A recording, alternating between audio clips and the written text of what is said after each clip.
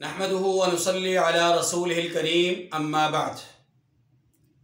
ناظرین محترم، اللہ کے فضل اور کرم سے آج پارہ نمبر 17 کا خلاصہ پیش کرنے کی سعادت حاصل کر رہا ہوں۔ پارہ نمبر 17 میں 2 حصے ہیں۔ پہلا حصہ سورۃ الانبیاء مکمل اور دوسرا حصہ سورۃ الحج، یہ بھی مکمل ہے۔ سورۃ الانبیاء میں 3 باتیں بطور خاص سمجھنے والی ہیں۔ پہلی بات، عقیدہ قیامت کو سمجھایا گیا ہے اور اس کا آغاز آیت نمبر 1 سے کیا گیا ہے۔ بتلایا ہی گیا ہے کہ قیامت کا وقوع اور اس کا حساب بہت قریب آ گیا ہے، لیکن انسان اپنی غفلت اور اپنی سستی اور کوتاہی کی بنیاد پر اس کی ہولناکیوں سے غافل بنا بیٹھا ہے۔ ساتھ ہی یہ بھی سمجھایا گیا کہ قرب قیامت میں یاجوج ماجوج کو کھول دیا جائے گا اور وہ بلندی سے نیچے اتر رہے ہوں گے۔ نیز یہ بھی سمجھایا گیا کہ مشرکین اور ان کے بت قیامت کے دن دوزخ کا ایندھن ہوں گے۔ اس سورہ مبارکہ میں دوسرا عنوان ہے رسالت۔ عقیدہ رسالت کو اور مسئلہ رسالت کو سمجھانے کے لیے رب ذوالجلال نے یہاں پر 17 انبیاء علیہ السلام کا ذکر کیا ہے۔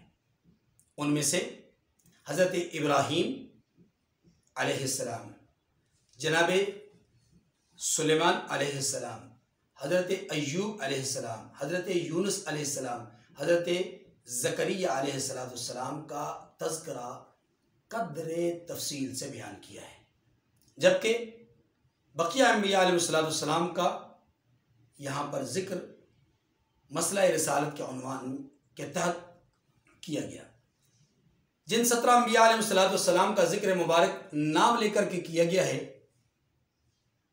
ان میں سب سے پہلے حضرت موسیٰ علیہ السلام، پھر حضرت ہارون علیہ السلام، حضرت ابراہیم علیہ السلام، حضرت لوط علیہ السلام، حضرت اسحاق علیہ السلام، جناب یعقوب علیہ السلام، حضرت نوح علیہ السلام، حضرت داؤد علیہ السلام، حضرت سلیمان علیہ السلام، حضرت ایوب علیہ السلام، حضرت اسماعیل علیہ السلام، حضرت ذوالکفل علیہ السلام، جناب ادریس علیہ السلام، جناب یونس علیہ السلام، حضرت زکریا علیہ السلام، جناب یحییٰ علیہ السلام، اور 17ویں نمبر پر حضرت عیسیٰ علیہ السلام۔ ان انبیاء علیہ السلام کا نام لے کر کے اللہ تعالیٰ نے یہاں پر ذکر فرمایا ہے۔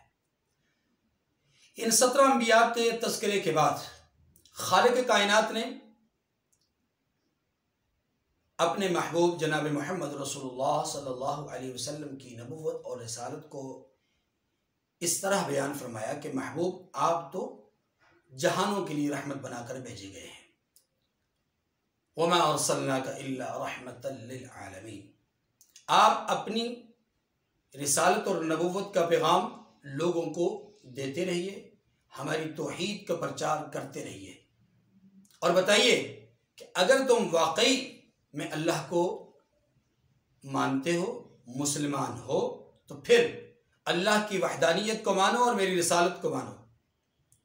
اس سورہ مبارکہ کا اختتام رحمت دو عالم صلی اللہ علیہ وسلم کی اس دعا سے کیا گیا، رب احکم بالحق وربنا الرحمن المستعان علی ما تصفون، پروردگار حق کے ساتھ فیصلہ فرما دیجئے، ہمارا پروردگار بڑی رحمت والا ہے، اور جو باتیں تم بناتے ہو اے مشرکو، ان کے مقابلے میں اسی کی مدد ہمیں درکار ہے۔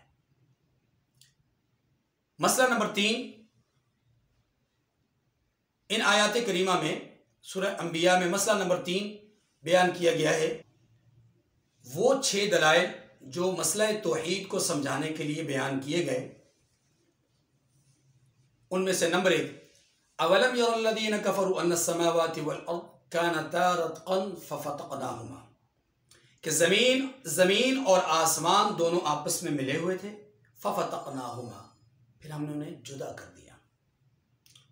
دوسری دلیل، وجعلنا من الماء كل شيء حي،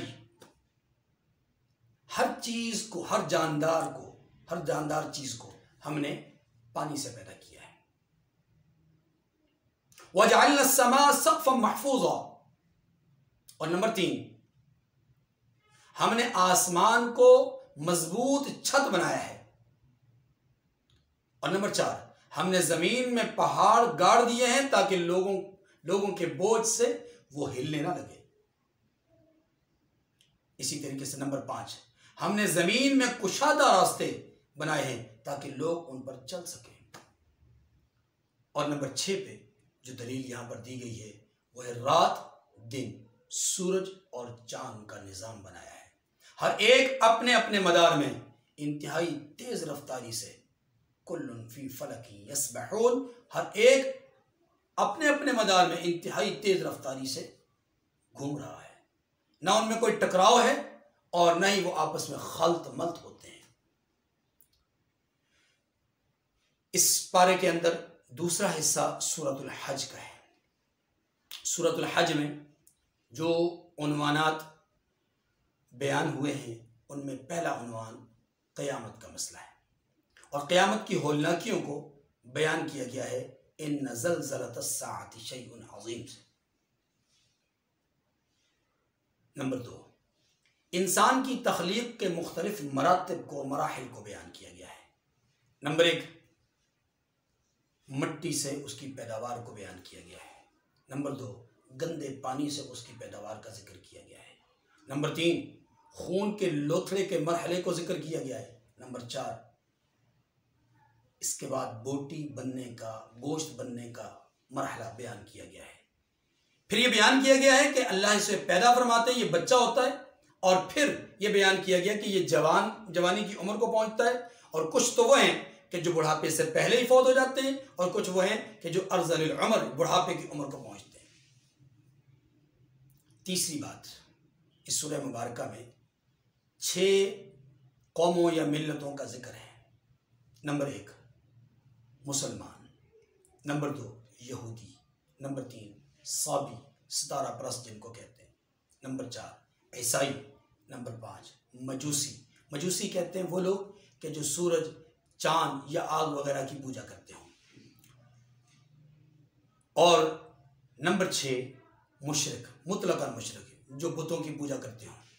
ان 6 ملتوں یا طبقات اور قوموں کا ذکر کیا گیا ہے، اور فرمایا گیا ہے کہ آج کے اس دور کے اندر یہ ملتیں اور اس جیسی اور بھی چھوٹی چھوٹی ملتیں، یہ چھوٹے چھوٹے طبقات خود کو برحق سمجھتے ہیں، اپنے بارے میں ان کی رائے یہ ہے کہ وہ حق پر ہیں، لیکن کل قیامت کے دن خلاق عالم نے ان کے درمیان فیصلہ کرنا ہے، کیونکہ اللہ ان پر بہترین گواہ ہے۔ بعد ازاں اللہ تبارک و تعالی نے چاند، سورج، ستاروں اور بہت سارے انسانوں کے بارے میں یہ بیان کیا ہے کہ یہ اللہ کا ذکر سن کر کے، اللہ کا نام سن کر کے سر بسجود ہو جاتے ہیں اور اس کے سامنے پیکر تسلیم و رضا بن جاتے ہیں۔ اللہ ہمیں بھی ان میں سے بنا دیں۔ اس کے بعد چوتھا مسئلہ یہاں پر جو ان آیات کریمہ میں بیان کیا گیا ہے وہ ہے حضرت ابراہیم علیہ السلام کے تذکرے میں اس بات کا خصوصی تذکرہ کہ آپ کو خلاق عالم نے فرمایا اذن فی الناس بالحج، لوگوں میں اعلان حج فرما دیجیے، اور اس اعلان حج کا تذکرہ یہاں پر سورہ حج میں موجود ہے۔ اور پھر شعائر اللہ کی عظمت، اس کی توقیر اور اس کے احترام کی بات کی گئی ہے، اور 5ویں نمبر پر چند مسائل کو بیان کیا گیا ہے، اور وہ مسائل کیا ہیں؟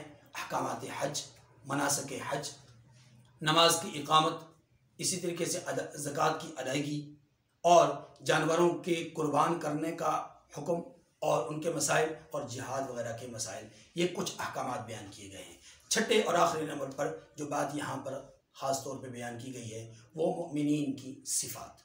نمبر 1 مومنین کی ایک علامت یہ بیان کی گئی ہے کہ وہ اللہ کا خوف رکھتے ہیں، دوسری وہ مصائب پر صبر کرتے ہیں، تیسری وہ نماز کی پابندی کرتے ہیں، چوتھی وہ نیک مصارف کے اندر اللہ کے دیے ہوئے میں سے خرچ کرتے ہیں۔ یہ 4 علامات یا 4 صفات مومنین کے خاص طور پہ ذکر کی گئی ہیں۔ اللہ تعالیٰ ہمارے اندر ان صفات کو کامل درجے میں ہمیں پیدا کرنے کی توفیق نصیب فرمائے۔ وآخر الدعوانا ان الحمد للہ رب العالمین۔